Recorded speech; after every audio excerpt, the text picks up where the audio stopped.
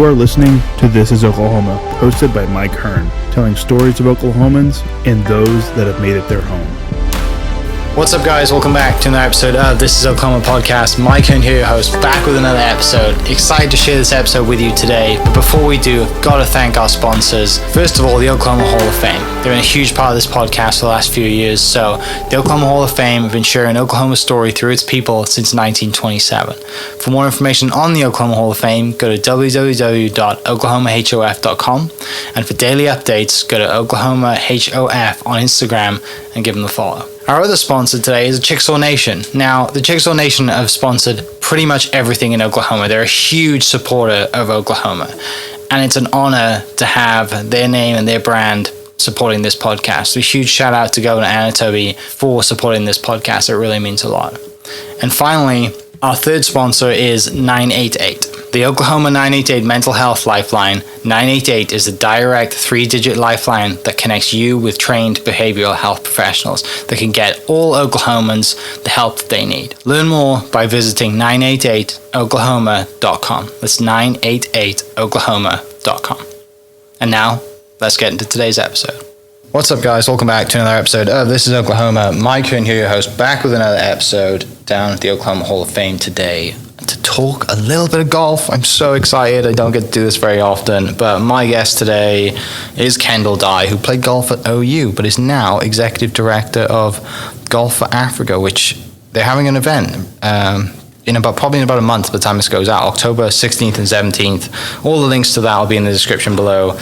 And for the next hour or so, we're going to hear all about Kendall's love of golf and now passion for raising money for Africa and kids in golf in Africa. So thank you so much for coming down. Thank you for having me. Appreciate it. Yeah, I'm super excited to dive in. I may have had 2 or 3 female golfers on in the past. Also, I think coming soon, Maya Stark is coming on the podcast. Nice. Which I'm thrilled at. She's absolutely crushing it at the moment. But she was an OSU player and you're an OU player. Yeah, that's okay. I just recently saw her at the Will Rogers Airport, actually. I thought she was still a student athlete at OSU. She looked so young, and we all had canceled flights, so none of us were in good moods. That's awesome. All right, so looking a little bit at your bio and correcting a few things, thankfully, otherwise I just thought the Crier was your dad, and he's not. Shout out Crier if you're listening. Crier is not my dad. That's me reading and driving, which you shouldn't do.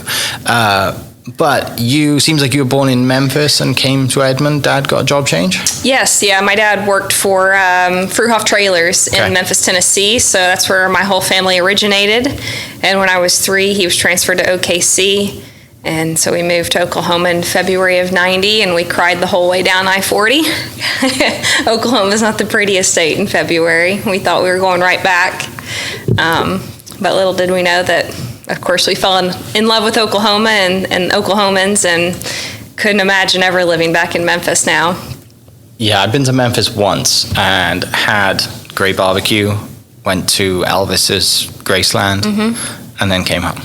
Now I'm all about the Gus's fried chicken, but Gus's fried. Oh yeah. It's way better than any barbecue. Gus's fried chicken. We went to that famous barbecue place that everybody goes to. That's kind of in a. There's a million. Yeah, Rendezvous. Exactly. Yeah, but it was good. And then so one thing people don't really know is a town near where I grew up has like Europe's biggest Elvis festival. Oh wow. So it was interesting to see that. The passion, where that passion comes from, right? And go to like the whole Elvis thing. But coming here when you were 3, then you really didn't know much about Memphis growing up, but for the first 3 years. But obviously you grew up in Edmond, so most of it's been Oklahoma. Right, yeah. I call myself a mutt for how I sound because my parents lived in Memphis and all my family members, for 35 years. My dad still does go back every single year to Marshall and the FedEx St. Jude, so he's probably a 40-year volunteer. Hole 3T, he holds that hush y'all sign. But a lot of, family has passed away over the years. So yeah, I call myself an Oklahoman. Yeah. I can't say sooner born, sooner bred, but sooner bred for sure. Yeah. Same as me. We're transplants, right? Yeah. So when's the golf thing coming? Is Dad a golfer growing up? You mentioned you have a brother before we started recording. Was it just around the house? Well, honestly, I would owe it to Oklahoma that we're golfers, because Memphis is not really a golf mecca like the state of Oklahoma is. And so when we moved to Oklahoma, my dad's business partner was a golfer, said you need to do this, and you need to buy some OU football tickets. So he joined Twin Hills first before I ever even thought about playing golf. I would just kind of mess around the neighborhood with my brother Adam, who's 2 years older, and then once my dad and my brother started leaving me with Mom on Sunday afternoons after church, I didn't want that. I wanted to be wherever they were. Yeah. And so it basically started out with me driving the golf cart. As soon as we were away from hole 1T, my dad would let me drive, and that's all I ever wanted to do. And I just remember growing up, we actually then moved memberships to the Greens Country Club in '95. And that's my first golf memory, is nothing about Twin Hills, but of the Greens and Brent Cryer and all those crazy pros that I just still love to this day. And so he would just giggle at me because I would, get up there and hit it 100 yards down the fairway and make putts, and I didn't know what I was doing. I had no scar tissue. Yes. And whatever my brother was doing, I wanted to do and do it better. And honestly, just mirroring my brother, I don't really remember ever going to golf lessons or golf camps. It was just mimicking whatever my brother was doing. And so that's kind of the early stages of our golf life. Yeah. So at this point then, you're just out there having fun with family, wanting to be better than your brother. And are you like every other kid? Are you doing a bunch of different sports growing up? Like for me, when I got into them, I was like you, right? Granddad gives you a golf club, kind of the same story. You go out with dad and family. But there was a defining moment for me when I was like 12, where I was like, okay, golf is my thing. Yeah. Did you have that kind of moment over all the other sports? Yeah. So Santa brought us, a golf bag and a couple clubs. I think I was 5.5 or 6, and yes, my brother and I are both left-handed. Me left-handed in sports, and Adam is left for everything. And my father said in the mid-90s, suck it up, we're not finding left-handed kid clubs, you're playing right-handed, just out of laziness probably, or he doesn't want to worry with weird kids playing left-handed. And so that's how he did it. And I probably played my first golf tournament when I was 8, give or take, like the 3-hole club championship at the Greens. Shot a 13, I remember that. And of course I was always around just a bunch of boys. But I played basketball, AAU basketball, competitive softball. I was a fast pitch lefty pitcher. And so those same group of girls, we would just play whatever sport it was throughout the whole year. And it was such a fun childhood to be able to do that. And then we all ended up getting scholarships for different sports. Oklahoma State softball catcher Sam Heinlein, Mindy Crayball, Denny Crayball's daughter at Oklahoma City University. But I was the only golfer. Yeah. And so I think it was going into my freshman year at Santa Fe High School when all the girls are ripping up their knees. That freaked me out. I wasn't all for that. And so that's when I kind of wised up and realized I'm 5'4". I'm not that fast. I can dribble, but let's just stick to golf. And so that's when I fully focused on golf, was in high school. Yeah. It makes sense that, you being a righty now, playing golf right-handed, your brother being a lefty, you could just stand opposite him and mirror his swing. Well, we both were forced to go right-handed. Oh, you both? Yeah. Oh. Yeah, my dad said, suck it up. Nice. Thanks, So Dad. it's kind of like the Phil Mickelson thing. Like we had a strong left side. Okay. And we were itty-bitty. Skinny and short, but we could still hit it a mile. So, in a way, it's a blessing. And then now my 7-year-old niece, who we're kind of figuring out, she's the athlete. She's left of left. And what are we doing? She has her 10-year-old sister's right-handed golf club. So it's like repeating history. She's going to play right-handed. So growing up, did you hit a big cut or a big draw? I'm always a drawer, yeah. Yeah? But I remember at OU days, I had one year where I was just hitting this little cut, and I hated seeing it, but I was winning. Right. So I grew up slinging it right to left, and now I hit a cut because I love seeing it. Yeah. Cuts. My favorite shot to pull off is just a big old slice around the corner now, because it's just fun and lazy. And but I don't like a whole lot of movement if I don't have to. Yeah. So growing through, Santa Fe, then you're playing on the golf team. When does OU come knocking? Do you win? Are you playing all these OGA tournaments and traveling? How does that all come about? I am insanely lucky, blessed, because even though we could have afforded it, I never wanted my father to pay for AJGA entry fees. I thought that was crazy. It's astronomical as well. The whole thing is nuts. Yeah. Yeah. I never asked to play any until my later days in high school. I thought, maybe I need to. And I'd already been secured at OU. And I ended up getting in the field, and I remember it was at Oak Tree East, and I remember making a 12. This is a great story, actually. We had rain out, shotgun start. Just like Tin Cup. Yeah, shotgun start. I started on hole 17, Oak Tree East. My mom's walking from the clubhouse back 18 to meet me on probably 18T. And I don't even remember. I think I blacked out, but I ended up making a 12 on the par 3. And I meet her on 18, and I'm like, Mom, I'm 9 over.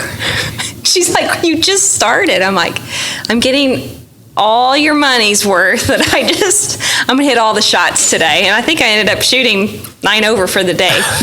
But no, I just played in a bunch of South Central Section PGA events, and I never played outside the state of Oklahoma until college, which is crazy. I mean, I remember I had the same set of Lady Gravity Back Cobras from Steve Ball that I used from 7th grade, 12 years old, until my coach at OU got me new Titleist irons my freshman year. So no wonder why was I hitting a huge sling and draws, because they were, I got a little stronger from 7th grade to 19 years old. Yeah.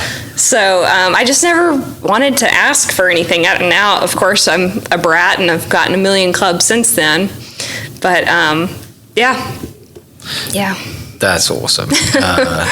Those experiences with parents on a golf course when you're young at the time, because you're a teenager, right? You're extremely hormonal, and my dad, like, we did not have a great relationship on the golf course until I think I was about 16. But like from 12 to 16, I was a complete, bad words, just a typical kid, and throwing clubs or slamming my club on the ground. But I was extremely confident in myself, but I was just like, I didn't know how to show it properly. And I was never a good winner either. Like, I'd always like rub in people's faces. Really? I was awful. But those memories now, like, we laugh about, right? Like, they're great memories to have with mum, dad, whoever was out there driving the car around or seeing you. And, remember this time where I full putted or whatever? Remember this time when I chipped in and made it, whatever it is. Like, all those stories, they're special moments. Right. Well, I remember, like, at the greens, my mom would just drop my brother and I off and leave us for the day. And I'd call crying, Adam's throwing clubs in the trees, or, he's doing something crazy. Come get me. But we knew better because we wanted to be out there, not to, do that too often. Yeah. So then OU comes. So OU, I got super lucky. I remember later in my high school days, my good friend, Lucy Nunn, who was being recruited by OU. So Carol Ludvigson comes down and is watching Lucy, and I happen to be in the same group. And I mean, Lucy and I have known each other since we were 8. And she's like, I'm not going to OU. I'm going to Arkansas. Do you want the spot? I'll tell them that you want the spot. And they don't know me from Adam. Like, I'm up in Edmond, 35 minutes away, but they don't know who I am. Yeah. So I basically call them up and say, can I come for a visit? And I just got insanely fortunate that Lucy, went on to Arkansas. It worked out beautifully. She was Stacey Lewis's roommate and teammate and had a great career. Now I was coaching at Mississippi, Southern Miss. And so then I ended up getting a full ride. And of course, OU is my biggest love and passion. And I'm so grateful that when we moved here in 90, that my dad's business partner was an OU alum and donor. And so he, in my personal opinion, That's let us. That's how he guided you to the red instead of the orange. Yeah, exactly. Yeah. So what is that moment then? So when you get to college, was it overwhelming? Like, how was that experience when you get there, if you probably weren't planning that much? I mean, you said you had already kind of headed that way, right? Like, if it's in the family, I want to go to OU. Mm-hmm. But what is it actually like when you get there and they say, hey, you're on the golf team now, and you're a university Division I athlete? Yeah, dream come true. I mean, when I went to go get my books, it's all wrapped up for me and ready to go. I mean, just things that were, Christmas in August, when you go to the locker room and you've got all your swag, and I got gifted brand new golf clubs. I think I probably cried, because I hadn't had clubs in forever. And our first event was up in Madison, Wisconsin, and the airlines lose our clubs, which was new for me. That was kind of exciting. I remember my freshman fall year, we play out in Vegas, and I think I shoot, 74, 74, 74, thinking, okay, that was pretty good, Oklahoma mindset. And we got shellacked by UCLA. Okay, this is college golf. But a dream come true to be able to say, a little girl dream, I want to go to OU, I want to play for OU. And for it to happen and to have a free education and for the community and the alumni and the donor base. I mean, I still can't believe that I was able to play at OU and still able to go to the games and be a part of the teams and both men and women and support their programs in any way possible. Yeah. Member of Jimmy Austin. I moved back here in 2020 after being away for 10 years playing professionally. But it's just, I love Oklahomans, but it's nice to go down there and be with my Sooner family. Yeah, just college golf in general, right? It's a special place to be. It's a special bond with players, both guys and girls on the team. And, you got those memories now for a lifetime, and you got those friends for a lifetime. Yeah. My teammates, I didn't join a sorority, so those teammates of mine were my sisters and still are to this day. And now they're all married and having babies and stuff. And even though we don't see each other as often, a lot of them moved back home or wherever. When we do get together for a football game or whatnot or a wedding, it's just like we haven't missed a beat. Yeah. And those 4 years were easily the best 4 years of our lives. We had so much fun, and got to travel the country with them, go to Hawaii, go to Puerto Rico. I say I have kind of a mush brain with a memory, but there are a lot of memories with those girls playing a lot of golf. Yeah. Who was on your team and who was on the guys' team during that time as well? So AK, Anthony Kim, was on the men's team. Yeah. We had a lot of good times and Charleston dinners together, and he took me under his wing quickly. Good putting contests and stuff like that, or playing in a sevensome at Jimmy Austin and getting in trouble our freshman year by doing that. Kelly Jacks, she played a little bit on tour. She was on the Big Break Golf Channel. We had, so Carol Ludvigsen was our head coach, and she was there for 25 years, and now she's in the athletic department. And MJ was our assistant, and then Emily Milberger was my assistant for the final 2 years. Chelsea Collins, Brooke Collins, sisters from Colorado. Ryan Elmer, she played for McGinnis. She's an eye doctor now in Oklahoma City. But we had, I would say, we underachieved, truly. Yeah. And I was able to go to nationals my senior year. I was able to go to regionals and nationals individually my senior year, which was the best that we did in my 4 years. Won the home tournament at Jimmy Austin that they now have at Belmar. But I just kept getting better and better and better. And in my own head, I thought I really would like to, try professionally, but I never really verbally said it out loud in case I put it out there and I failed. And so, that's kind of where things led. I just progressively got a little bit better with more experience, and Carol, poured herself into me, and Brent Cryer at the greens, who I would, go and still see back in OKC for lessons. That's kind of the development of the golf. A few things in there. What's your best AK story? That I'm allowed to tell. Yes, you can tell me plenty after we start recording, but... Well, let's see. AK, we did have a 27-hole putt, and this would probably be a little bit, we might have to edit this one out, but we had a 27-hole putting contest at our facility, and I remember, what were we gambling for? I really wanted my roommate and teammate's 2-ball putter, and AK had, relationships with every club company. Yeah. And so Kelly's like, I want $20. I said, well, I want this putter. And so we ended up beating him and his buddy in this putting contest, and he was good on his word. The next week at my locker was a 2-ball center shafted, Brilliant. Yeah, filled up putter that I still have today. I was actually looking at it last night.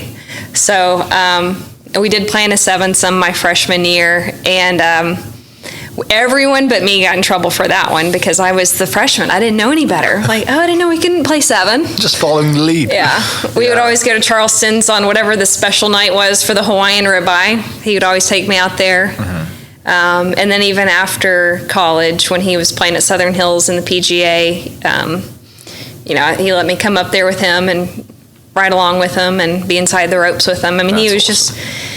just such a good, solid friend. And I think he trusted me as well. And I learned a lot from him. I've never seen anybody hit the ball as good as him. And that's, what everyone says. I mean, he would have triple extra stiff shafts, and I couldn't even get it, 2 feet off the ground, and he's just piping it out there. He liked to bend the rules a little bit, like no parking in this certain area at the facility, or no dogs allowed, or you need to be dressed appropriately. He would have his dogs out there and park where the coaches were and stuff like that. But, AK's AK, and everybody loved him. It was good to be around him and just watch him. Yeah, I mean, we always hear stories, right? But you never hear them from someone like yourself who was there every day and saw him and saw his brilliance. And it is sad that he is not didn't continue playing, or it's sad his wrist for us. injury. It is. That's what I mean. Like, it's not sad for him. He's doing just fine. Yeah. But like, it is sad that we didn't get to see. Yeah, we were robbed. Yeah, because I remember watching the Ryder Cup, and he's gone out and destroyed Sergio. And he's out there with this massive belt buckle, and he's fist pumping like Tiger would, or he's shouting, yelling. I'm like, this is everything I hate about American golf when they're playing well. But it's Ryder Cup, so it's like your equivalent of Ian Poulter, and I get it. But at the same time, I appreciate like his brilliance. Yeah, he was ahead of his time. Where do you think he'd be today? Exactly. Would he be on the Live Tour? Probably so. Yeah, he would have cashed in for sure. He'd have been the lead dog on that. Oh, that'd be so funny. That's a great point. The other thing you mentioned is you won in college. I did.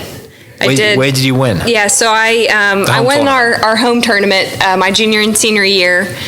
You went back to back?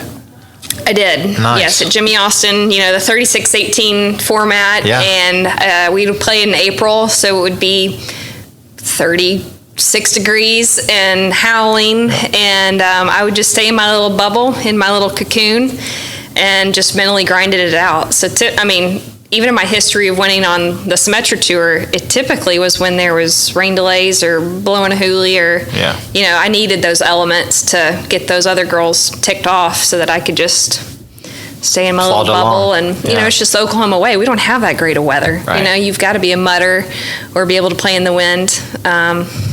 A good story from that home tournament, my senior year, Lucy Nunn, who ended up playing for Arkansas, her parents came to surprise me and support me and walk along with my folks.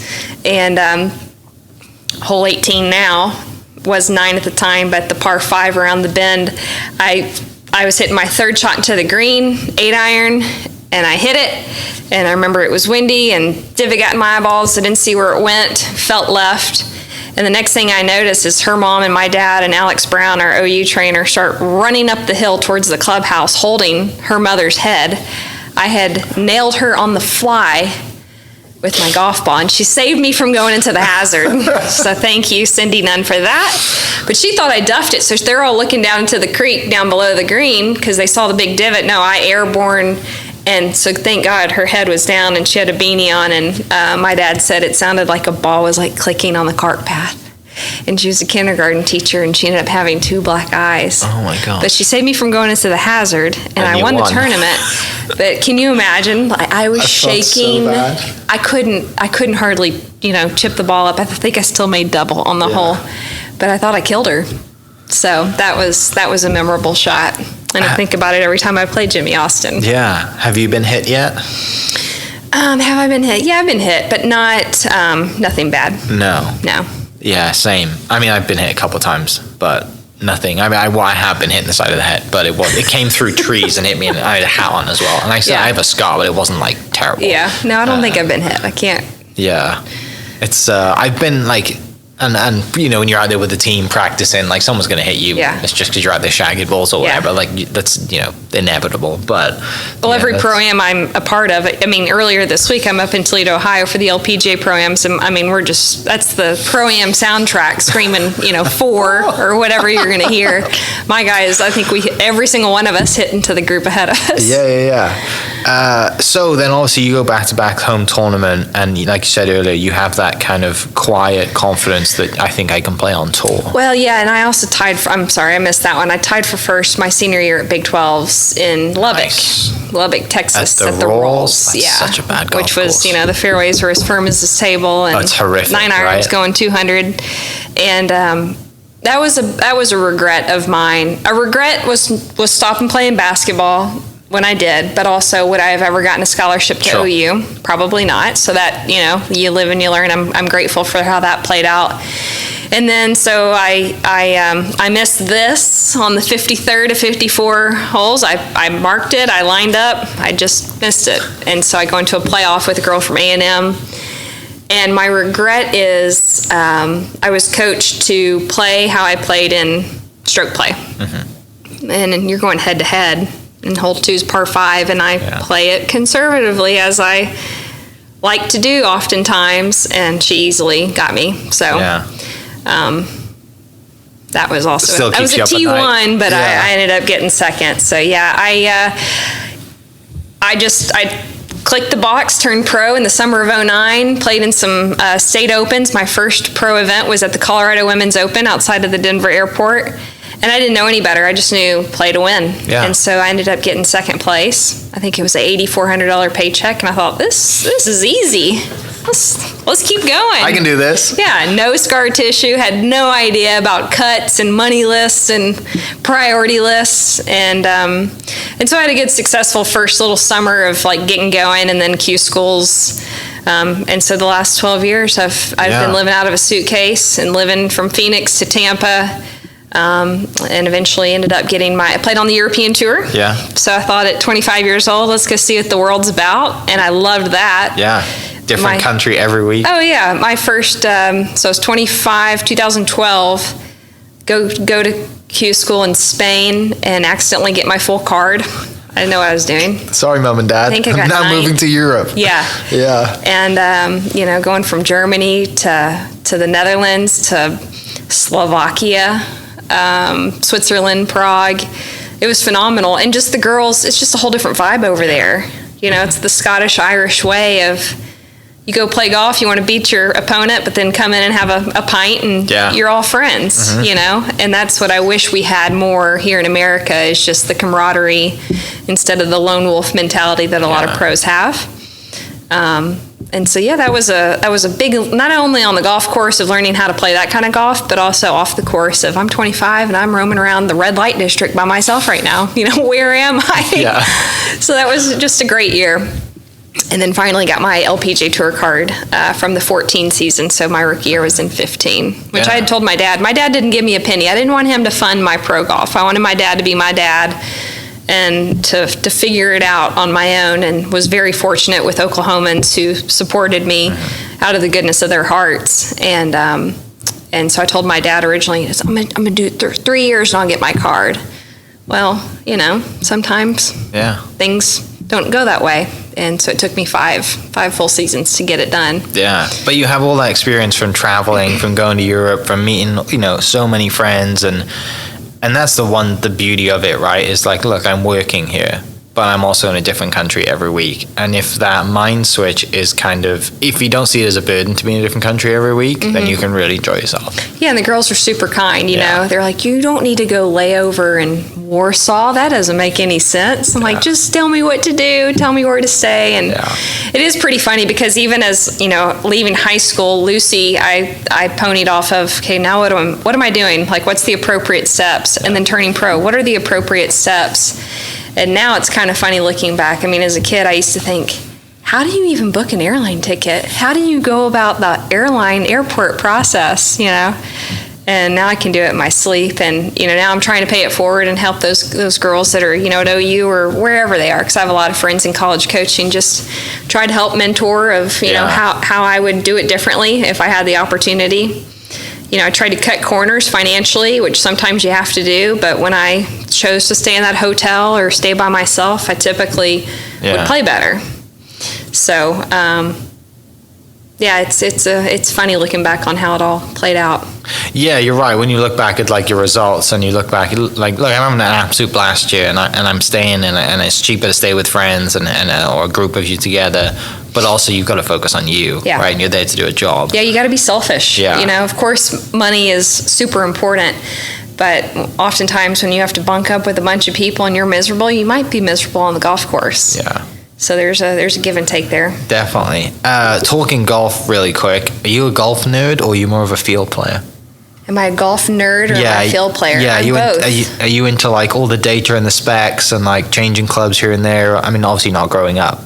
I'm both. You're both. Yeah, for sure. Because I didn't grow up with TrackMan or videos or this and that. But of course, my brother and I love now looking at swings and helping people from Cincinnati to New York to wherever. I love analyzing golf swings. Okay. And I don't own a TrackMan. I'm probably one of the very few on the LPGA that didn't own a TrackMan. I thought, well, my ping grip has one, our club repair guy has one, and I have a brain. I know how far things are going. If I need to get in front of one, I can get in front of one. Yeah. So, and I just think they're crazy expensive. But I do love a TrackMan. Yeah. If I had all the money in the world, absolutely I would own one.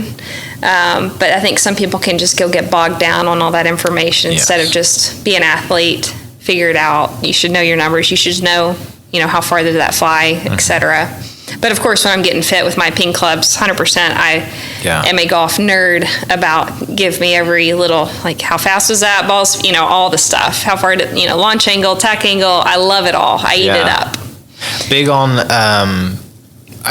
playing in Europe and also growing up in Oklahoma, there's a lot more wind and the turf's different. That's the one thing I struggled to get used to when I came here was I'd never played on Bermuda grass. Right. When you travel, obviously, there's a lot of different stuff to go on. Would you adjust a lot? Or, do you ever play in Switzerland as well? We did. Crans? Cercia? It was near Locarno. What I want to ask is just, I'm interested in, and for the people listening, the 1% of golf nerds that are listening to this podcast, me and my friend Jason, I'm just interested in kind of like your prep and how you would set up for different places, travel, and how that all works out. Well, compared to the PGA, our agronomist team, they do all that they can do, but our green speeds would definitely differ from week to week. But the biggest learning curve from week to week is the grass type, especially from the rough or around the greens. And of course, if you're going from San Francisco to Phoenix, the ball's going to fly differently. That's super important. But the grass type for the rough, that was the biggest learning curve. And sometimes the sand conditions would change as well. But that's what I tell everybody is actually there's a freshman at OU. I just met her last week, and she's like, what the heck is Bermuda? How do I get out of this? Welcome to my world. Yeah, and that's, it's so different. And how you chip little shots in Wales and Ireland and Scotland is way different than what you're going to be doing off of. I'm so grateful I didn't grow up in Scottsdale because that's like heaven on earth. Dome golf, isn't it? Yeah, carpet and plush. Yeah. So I am grateful that I grew up in Oklahoma with crap conditions, with poor soil, poor grass, because ball contact was always a strength of mine. Yeah. But that is funny that you said that because they had qualifying in the last 2 weeks. They start today at Pebble Beach. Yeah. And she's a great player, and she's like, what the heck is this grass type? So I'll have to maybe help her out a little bit. Did you have like a pretty kind of firm preset pre-shot routine, or did it change every now and then? And when you are going through a pre-shot routine, what is it? Do you kind of close your eyes? Do you visualize? Like, how is that? Yeah, so I it's a good question. I talk about this stuff all the time. I definitely have changed it over the years. After a while, I realized, why am I even doing a practice swing? Like, what's the purpose? If I need to get loose, okay, but to take, a swing or two, that adds up if you're swinging it 40, 50 times, in a given round. So now I don't do a practice swing, and that freaks people out. I'll get behind the ball, I'll plan it out, but I'm very much an athletic type mindset of, your gut reaction is probably correct. I always believe in getting back behind the ball, planning out the situation. And I do, in the last few years, have been differing with my pre-shot for putting. I watch Bubba Watson, and his practice strokes are super fast, and it's like, is that how you're going to hit the putt? Like, what's the point of that? So I play a lot of golf with Coach Lon Kruger, our former OU basketball coach. And so one day he and I were playing last summer, and I just got in there and went. Look at the hole, come back, and go. And so we call that like my jump shot routine, because a lot of times, I relate a lot of it back to basketball, of a free throw. If that guy is just piddling over the line, you have way more time to go negative or technical instead of just get in there and go. And a lot of these kids, these modern day players I see, and if they break their routine, all's going to go negative. Well, not necessarily. Normally, when you're trying to beat the sunset or the rain, your gut reaction is typically correct, and you're just free of thought and and fear. So I love all that stuff. I've had a sports psychologist at OU, and then also as a professional, Debbie Cruz out of Mesa, Arizona. And I love all that stuff. It's really fun. It's interesting you say dropping the practice swings is something I've recently adopted in the last month or so, because... Yeah, you're only getting older. I mean, you got to maintain your energy. Yeah, and like... But also, I get so in my own head a lot. Yeah. And I'm standing over the ball, or like, I'm standing behind the ball, and like, and this is going way down the rabbit hole, but I'm like talking to myself in my head. I'm like, if you do 3 practice swings on this, like you'll hit it down the middle. Like, it's dangerous. Yikes. So I was just like, stand behind the ball, close my eyes, count to 3, visualize where I'm going to hit. 1, 2, 3, go. Yeah. And then I step into it and I hit it. Yeah. And I've done the same with putting. Like, other than lag putting, I don't do any putting practice strokes. Like, and it's working tremendously. Yeah. And I mean, obviously there are times where I like fall down the rabbit hole again, but like... Well, it's so comical. Next time you play with an AM and you watch them do their practice strokes, see if they're actually ever looking at the hole. They're not. They're looking down at what they're doing. Right. And how is that helping the next putt? It's not. It's not. Golf's such a minefield. Oh, I love We're it. nerds. We are nerds. I am such a nerd. Do you have any superstitions when you played golf? Superstitions. In college, I loved playing with yellow golf tees. And so the Baylor Bear women's golf team, they were like our sisters. Like our coaches got along. We loved those girls on the team. So the coach would always send me a box of Baylor Bear yellow golf teams, and I would play them. I've always marked my golf ball the same way that I copied another thing off my brother when he was little, and I'm sure he marks his ball 50 other ways now, but it's just I would copy him, so it's a little dot above like the last T in Titleist. Mm-hmm. Yeah, I mean, we all have superstitions. The same ball marker over and over. It used to be a Shinnecock ball marker, my favorite course. And right now it's, I got an OU ball marker that makes me think of Joe C. actually every time I putt, because it has his little fedora hat on the ball marker. He has no idea about that. Oh yeah, we're all Fruit Loops about stuff. Like with me, like it depends. I have certain ball markers in my bag that I like. I need to throw them out because I don't use them. Yep. It's usually a quarter, and I have to mark it with the head facing me.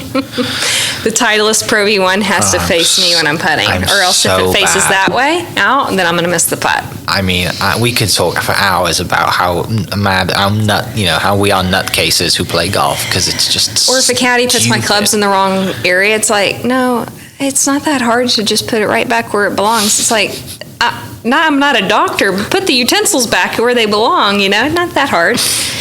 Do you have some characters as caddies over the years? Oh yeah. Any family caddies, or did you always keep that? My brother separate? caddied for me in my final event last fall in Northwest Arkansas. I didn't tell anybody that I was going to retire, and I just thought that would be a nice way of going out. And it was still kind of COVID situations where we could like online book our practice rounds, and so I booked with Lexi Thompson just because I thought he would get a thrill out of that. And I've never seen anyone love a Tuesday practice round more than my brother. He was so geeked up. I've had I had a handful of the same caddies that I would use over the last 12 years. One of the requirements that I always love having a caddy, of course, that I enjoy the interaction and the chit chat, but just a poker face. Whether I'm 8 under or 8 over, you're the same dude no matter what, or lady. I wouldn't want someone to get too hyped up or too ticked off at me, because I'm already whatever that is. So I always say a poker face is always, and a good green reader from time to time. Benito is one of my best green readers. He's from Mexico, chain smoking Benito, that I just love him to death. And I would literally mark my ball, and I would stand at the side and wait till he told me where to putt it. And I led the Symetra Tour in birdies, I think 199 and 14. We never won together, but I think we had 8 top 10s. And so I got my card because of Benito.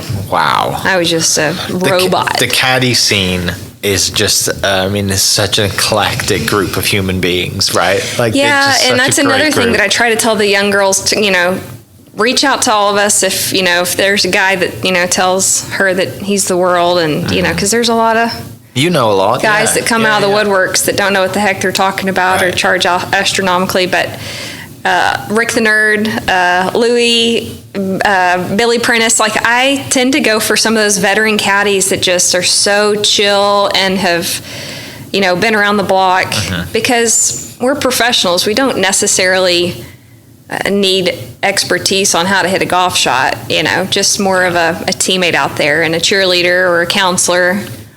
But when you can find a good one, you got to hold on to them. Well, yeah, it's the all of the above job, isn't it? It's just like you're everything. You're everything. And it's very hard to find someone. And it seems like that some of the players seem to caddies are just a disposable thing to them, right? It's just like, oh yeah, I'll use you this week, but once you find someone that you love and you gel with and you work with, then there's nothing better than having someone that you look forward to spending 4 or 5 hours of playing golf. It's a big learning curve, because a lot of these girls come out of college, they don't want to deal with a caddy, and it's like, that's part of the professional deal. You've got to figure it out and what you need, and not necessarily what the next player needs, because everyone's different. Some of them, like Brittany Lincecum, who's had a ton of success, and she's been with Missy for many years, but Missy is all in on, very verbal. And then the next guy, Woody Austin, he's had Derek forever, and Derek's probably read 2 putts in all of their time together. Yeah. So it's very different. Yeah. So you mentioned then transitioning out of professional golf. How does that come around? You mentioned, you got a lot of friends that are coaches, and then also Golf Fore Africa. Like, how does that come around? Did you think, I'm going to go into coaching, or did you know that I'm going to go and be a part of this charity, and obviously now executive director of this charity that Betsy Kings set up? So how do we transition into that? Well, just my backstory with Golf Fore Africa. I met Betsy when I was living in Phoenix, my rookie year on tour, and knew about her foundation, knew from the pros' point of view that she hosted high-end events and that she would take players to Africa to see the work. And so after playing 18 holes with her, I just fully committed I can raise money for a well, $15,000. And so my rookie year in 15, I sent out an email of, hey, this is my goal, this is what I'd like to do, and 20 family members or Pro-Am partners or friends along the way responded and funded the $15K. And I was able to go in December of 15. Actually, when I lost my full card, my clubs went back to Phoenix and I went to Africa. And by going over there and seeing the work, you can't be changed. And I went with 3 other LPGA players on that trip, Amy Olson, Cheyenne Woods, Christy McPherson, and challenged them the next year in 16. Like, we could raise, the 4 of us even more. So we were able to do that in 16. And then in 17, Betsy asked, Betsy King, LPGA Hall of Famer. We're now in our 15th year as an organization, but she asked if I'd come on the board and be a part-time fundraiser while still playing and helping recruit pros for her Pro-Ams and wear the logo, and so I've been able to do that. And then in recent years, she was tugging on me of, come on full-time. You want to be done living out of a suitcase, traveling all the time. Come on. And so I was playing in Ireland last summer, my first time to Ireland, which was perfect. And of course, I'm a golf geek, so I stayed extra because my caddy's from Dublin, and so we did the whole deal up the north coast and over to the east side of Northern Ireland, and I just felt it in my gut that I think I'm done. And it was really the first time I've ever felt that. Yeah. And I'm thankful that was the first time, because you just can't teeter-totter on the greatest stage for women's golf and be successful. And so I decided to just rip the Band-Aid off and be done. And I haven't looked back. I miss the humans, for sure. I miss the staff and the caddies and the volunteers, and just seeing those faces that I probably took for granted, just being able to see my 143 other great friends every week. But I was at a fork in the road last fall, actually, because I had a couple of lunch meetings with like Tim Fleming and EJ Pfister I really like to teach, and I don't want to forget what I've known over the last however many years with golf. Do I go down that route? Oklahoma City doesn't really have a whole lot of female instructors who have played on tour. That could be a little niche. But with Golf Fore Africa, I said yes to the answer, or yes to the challenge, and was hired as a full-time fundraiser in December of last year. And then how things evolved, the board named me executive director in February of this year. And actually, Tuesday night, they labeled me president. So I don't know what that means. Okay. All I know is I'm a golfer and I like to fundraise and I like to share the mission of what we do, which is actually raising money for clean water. So it's nothing to do with golf over in Africa. It's all about clean water. And our country that we're designated to is Zambia, because Zambia is the next country in line to be fully funded with water. So how we do it is we host high-end pro-ams or clinics or dinners or luncheons, you name it, to raise our money for World Vision, who's our implementing partner. And so in 15 years, we've granted over $15 million. So it's a whole different type of pressure. Like I'm used to making cuts and playing well and me and selfish. And now it's like, how the heck are we going to get this money? Right. How can we do this? And so far, 2 quarters, which I felt the weight of the world of a country, it is life or death, unlike golf. And God is good, and our donors are insanely generous. And so far, we're on track. And this golfer is trying to figure it out quickly because, I've learned a lot about golf, but not so much about how to run an organization. And it's been a very hard challenge, but it is so rewarding. Knowing that, and we were able to go 2 weeks ago and see the work, take 10 donors over there. Nobody got sick. It was a perfect trip.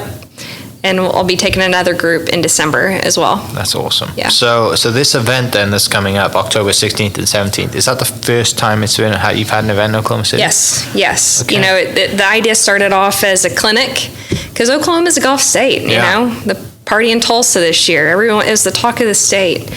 And so there's no reason why Oklahoma couldn't get a LPGA event in the future.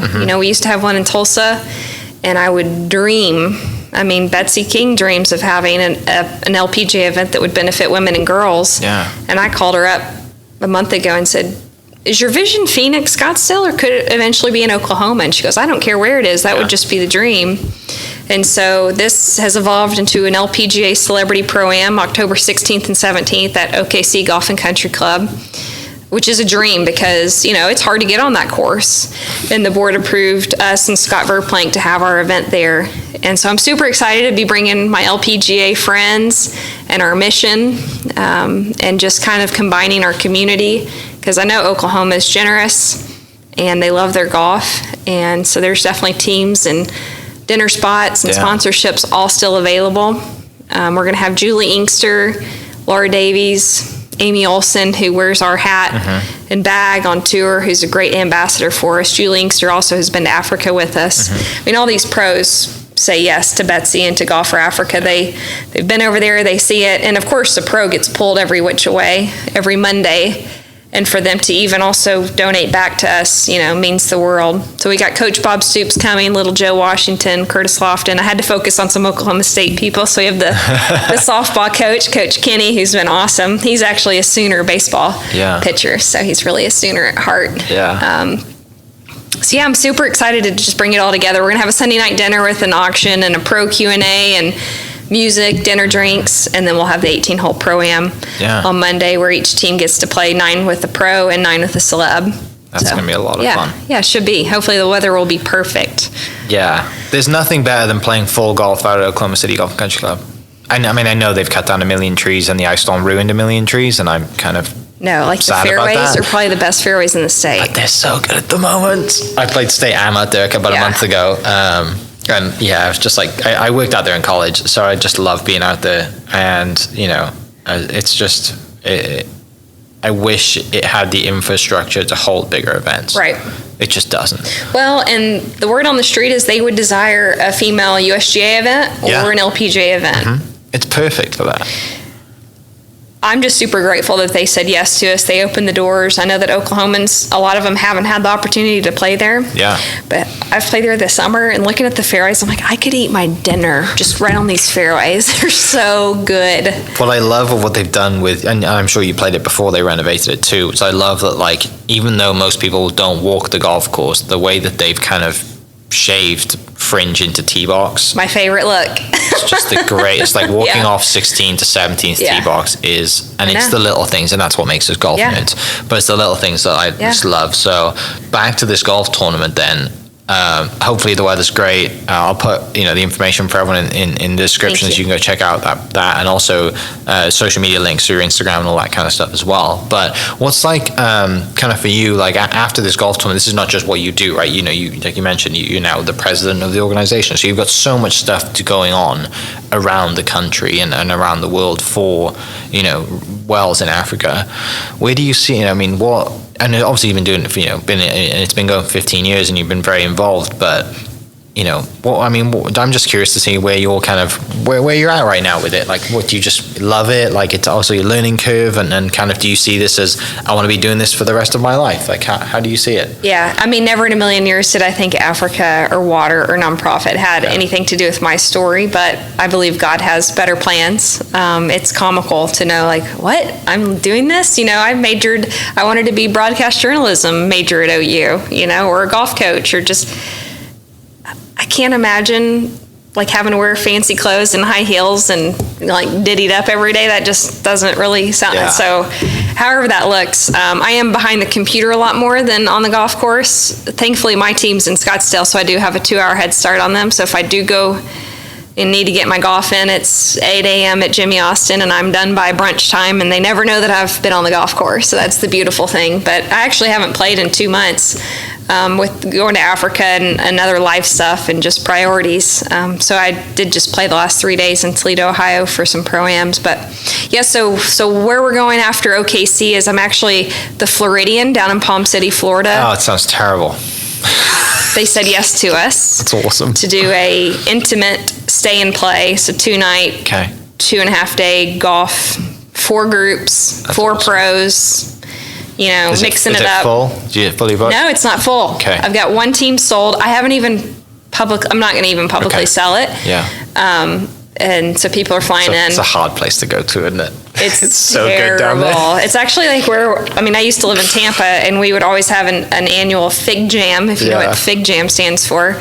It would be like a kind of a pro-am stay-and-play situation where we can just let our hair down and be safe and have fun, and it's a lovely spot. So I've got that over Halloween. Amazing. And then I'm actually hosting some donor golf in... this is even worse. This is in like 2 weeks. We're going to go play Inkster's hosting at Pasatiempo.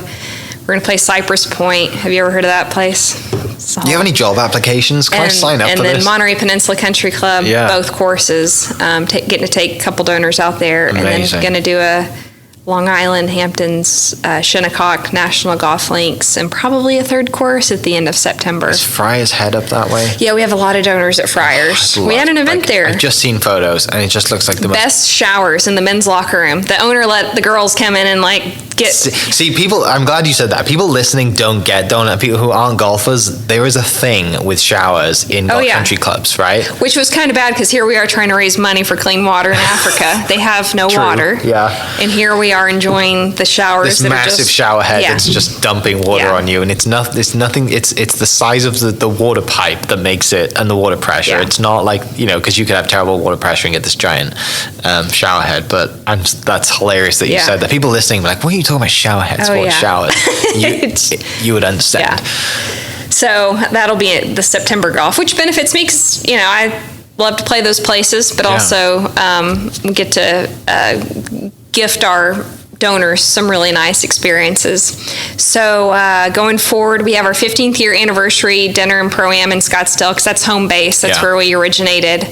Scottsdale, Four Seasons, and Pinnacle Peak Country Club. They're in Scottsdale. That's where Betsy King's a member. So we're already sold out. Amazing. And that's December 4th and 5th. And we haven't even email blasted it. Yeah. So that's a blessing for sure. And then right after, I'm taking a group to Africa to show them the work and dedicate the wells and the mechanized systems and stuff like that. So going forward, we've got 1.5 million left on our pledge to World Vision, which we should be able to do this year, if not early next year. And we just had our board meeting, and I was just, giving them the vision of the next 3 years because we're calling it Finish the Job Zambia with World Vision because they are going to be the next country fully fulfilled with water wherever World Vision works by 2025. So it's pretty cool to be able to see something being accomplished in our lifetimes because, of course, cancer research and stuff, they're all great foundations, but it's like, let's get the answers. Let's move on to the next project. And so we're just super proud to be partnered with World Vision. They're the leading NGO when it comes to clean water in the world. They're in over 100 countries worldwide. But we love Zambia, the people of Zambia. It's a safe country. They're full of love, pure people, faithful people, and water is the most basic need, and it's 2022. Every human deserves access to clean water. So with the gift of golf, and golf is a charitable sport, we've been able to do this for 15 years. That's awesome. Yeah. I clearly see the appeal to working for this organization. Outside of playing amazing golf courses with incredible people who are also now donors, like, that's just a small part of it, right? When you go to Africa and you experience that, you don't need to see it again, right? You just see it once, you're like, okay, now I get it, right? And the hardest part for you probably is just getting people to go there, Once you get them there, they're sold, right? They get it, right? Whether they want to sign up to play in our golf event because they want to play Oklahoma City Golf and Country Club or Friars Head or wherever we have our events, that's fine. Mm-hmm. Sign up because of that reason. Or you want to go play with Julie Inkster, sign up because of that reason. Or you may fall in love with our mission, and maybe hopefully by the end of our event you do. And even turning my LPGA host families into donors over the years, that's who I got to take in August. Was my host mom in Northwest Arkansas, who hasn't ever been to a Golf Fore Africa event, and for her to see, as the trip went on, for her to learn how the process worked, and there's more than just a well. There's a mechanized system. There's a baby wash. So it's fun to teach them. And it's not just us coming and being the hero of here's the money, here's the water. World Vision implements all the water. But all that they have to do as communities, they do it for themselves of learning the hygiene and sanitation part. They don't know. Mm-hmm. You got to use the restroom or wash your hands or keep your dishes clean and sanitize. So it's a beautiful partnership that, yes, we're blessed to be able to, give them the financial means, but they do it for themselves as well. So it's been fun, and people, think Africa is just so far-fetched, but I've been 3 times. I'll be going my 4th in December. It's only a 15-hour flight from Atlanta, 1 layover.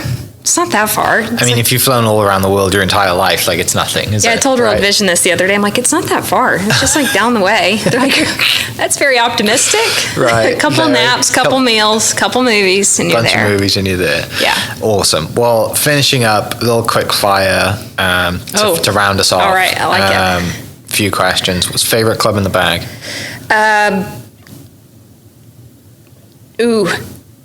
I'm going to say 5 hybrid. When I turned 34, I got a 5 hybrid. It's money. I like my driver too. Lowest round? 64. I've never touched 63. It's my chase. Hole-in-ones? 5. Wow. Any in Oklahoma? No. Yes. My first one. Okay. Traditions. That's no longer alive. Yeah. And then the rest the day that I committed OU, actually. Good day. My brain's mush, but I've had 5, but I'm 0 for 5 in tournaments. They're all in pro-am situations where the drinks are free. Hey, that's not too bad. Yeah. Favorite thing about golf? The human interaction. Walking the tracks as well. Definitely. Favorite on-course golf snack? Jerky. Any specific jerky? I like Chef's Cut, and Jack Link's teriyaki. Best halfway house you've ever seen? Oof. Madison Club, it's the 5-pound round, of course. So Madison Club just sticks out to me as Desert Mountain's really up their game.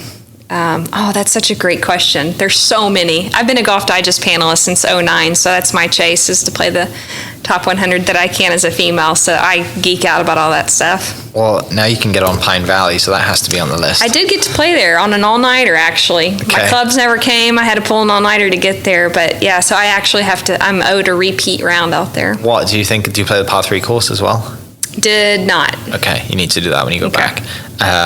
Favorite hole at Pine Valley? Hardest question in the world. The par 3s. All of them? Period, yeah. Yeah. All right, final question. Best golf gift you've had from a manufacturer? Best golf gift? Yeah. Anything from Ping.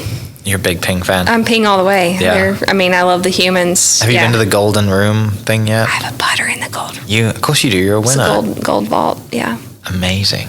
How was that experience? Let's finish with that. What's that like, going to the Ping vault? Yeah, you got to put the white gloves on, Yeah. And so anytime any of my friends go and get fit there, I say, go look for my putter. It actually is a really good story. So about 2000, I think I had just had surgery. Why did I have surgery? I don't remember. But I was at Angela Stanford's house down in Fort Worth. She's a member at Shady Oaks, home of Ben Hogan. I was not going to play golf. Didn't bring my clubs. And she said, suck it up, go get in my garage and build yourself a set. So I gathered up, 12 clubs or whatever, and mad that I've got to go play Shady Oaks. And I stole a B60 putter, a 1999 B60 putter that was made for her. And I made everything at Shady. And I said, I'm taking this. Yeah. And then I end up winning on the Symetra Tour with it in 17 at South Bend, which is where my ashes might be fully spread because I have had 2 hole-in-ones, a double eagle, and a win there at Blackthorn Golf Club. That is your and spot. I hate Notre Dame, too. And so that putter, even the rep goes, are you sure this is Stanford's putter? I said, it's her specs and everything. Put her in there. So it's awesome. That's awesome. It's awesome. What a great way to finish. Kendall, thank you so much for coming down. Love what you guys are doing. Excited to help anywhere I can. Thank you. Volunteer or whatever you need from me, I'm happy to help. And for people listening, I'll put all the links to social media pages, website, and maybe the link to the PDF that we can get as well for the sponsorship levels. October 16th and 17th, come on out to Oklahoma City Golf Country Club. You won't regret it. And we'll see you next episode. Cheers. Hope you guys enjoyed that great episode. Thank you so much for listening. As always, huge shout out to our sponsors, the Oklahoma Hall of Fame, sharing Oklahoma story through its people since 1927. For more information on the Oklahoma Hall of Fame, go to www.oklahomahof.com and follow them on Instagram for daily updates at OklahomaHOF. Our other sponsor, the Chickasaw Nation, amazing sponsor. They do amazing things for the state, and they're always sponsoring something in Oklahoma. They're a huge supporter of Oklahoma, and without their support, we wouldn't be able to do what we do. And finally, our third sponsor for today, the Oklahoma 988 Mental Health Lifeline.